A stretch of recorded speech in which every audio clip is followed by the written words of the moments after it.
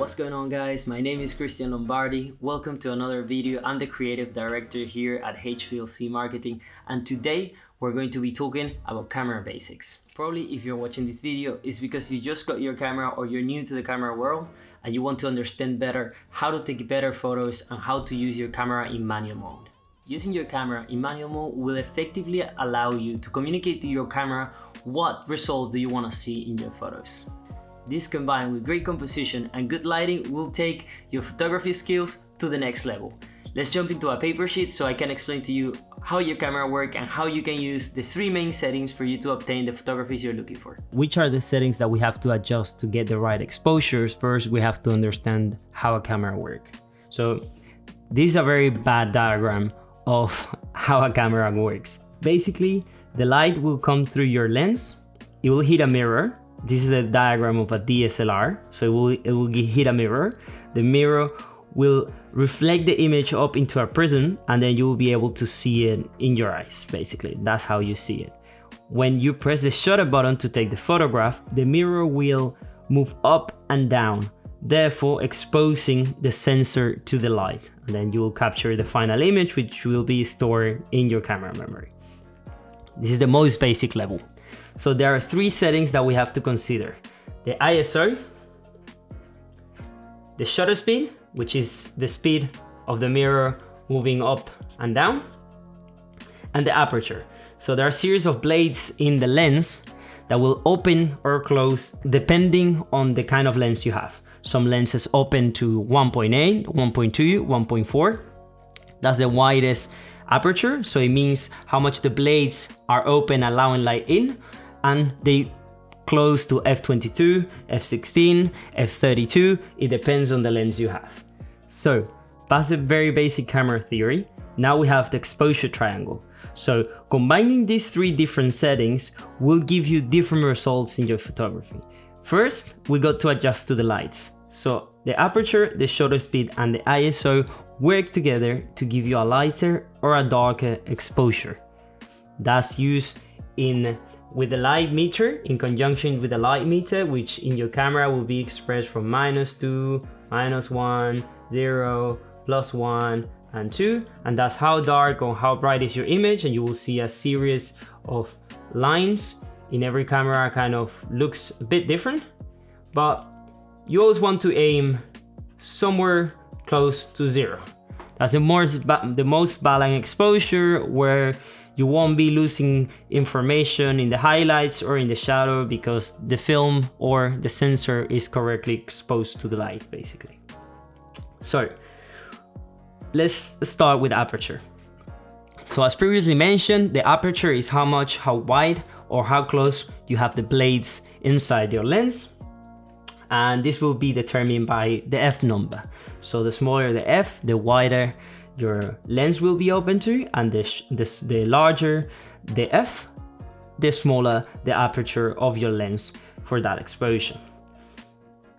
With this, we change two different variables. So as we talked before, the brightness, but also the depth of field. What is the depth of field? It basically is how much in the photograph is in focus. So by having a very wide aperture, so a very small f number, the depth of field is a lot shallower. That means that the point in focus will be sharp, and everything behind it or in front of it will be blurry. And the larger the f number, the more in the photograph that will be in focus. So the stuff, if you're focusing on a subject in the middle, the background will be more blurry with a smaller f number, and with a larger f number, the background will be more in focus. That's a very basic overview. I'll leave you a couple of examples here in the photos for you to see the difference of a shallow depth of field and a large depth of field. So now we go with the shutter speed. So shutter speed is how fast the mirror goes up and down.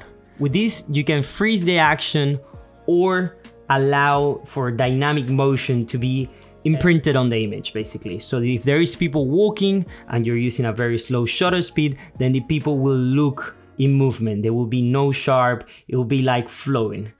So the fastest the shutter speed is, the more you will be able to freeze the moment in action and keep stuff like suspended in time. Now that the ISO is the sensibility of the sensor to the light. The lower the ISO, the cleaner your image will be, but the more light you will need for your image to be correctly exposed. So for 100, your image will have pretty much no noise.